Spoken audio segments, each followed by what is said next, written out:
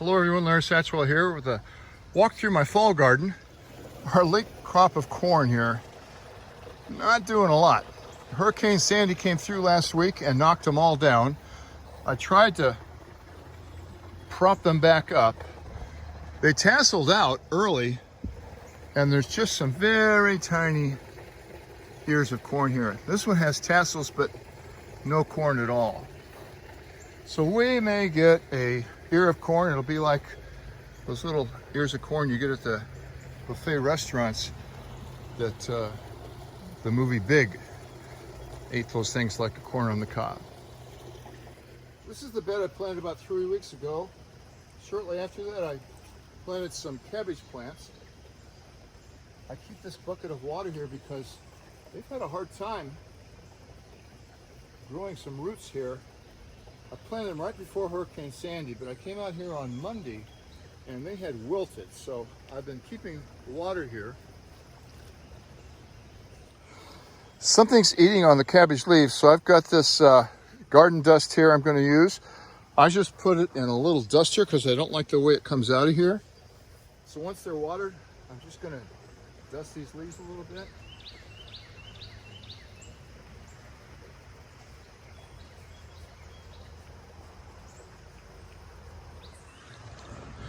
The radishes came up.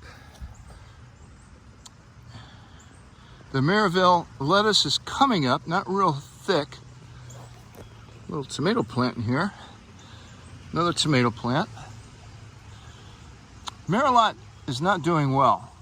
I think there's a couple leaves in there. And the Rocky Top not doing so hot.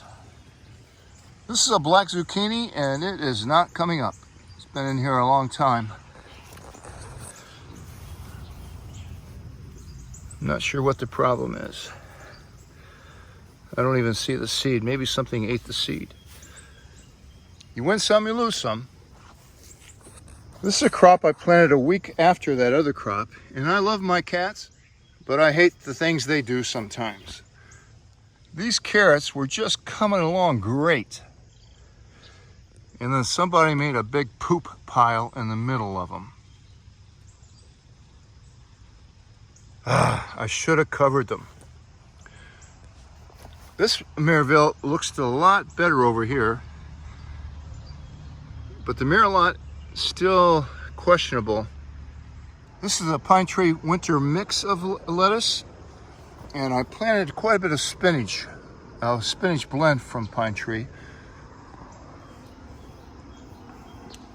I love this year-round lettuce. I planted this in the heat of August, and we've had several cuttings off of it. It actually comes right back, makes great sandwich lettuce. Look at the size of those leaves. This straight neck yellow squash, I think it's supposed to look like this, half green and half yellow. Karen was reluctant to pick it, but I think that's the way it is.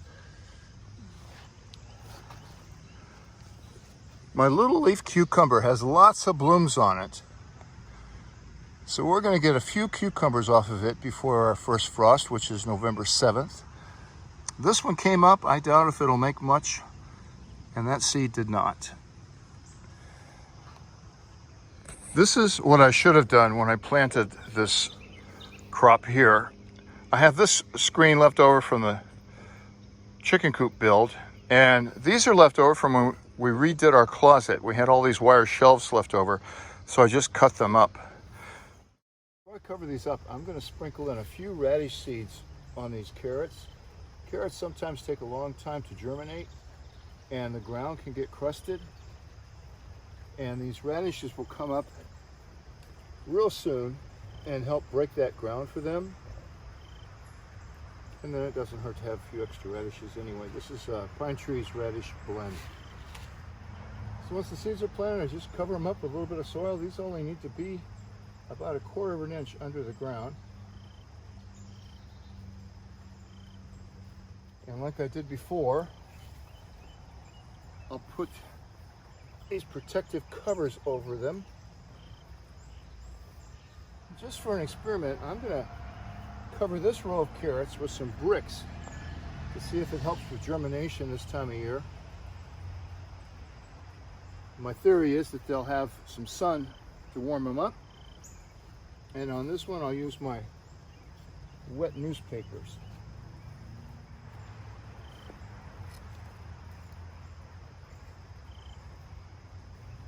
Perfect fit. Now I'll use the shavings that have been in the paths here to keep the weeds down. Just rake them up a little bit, make them a little easier to handle.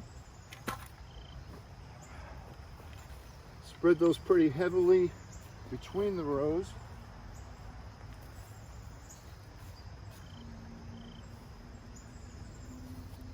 These shavings have not had any of the bonite on them or anything like that. They're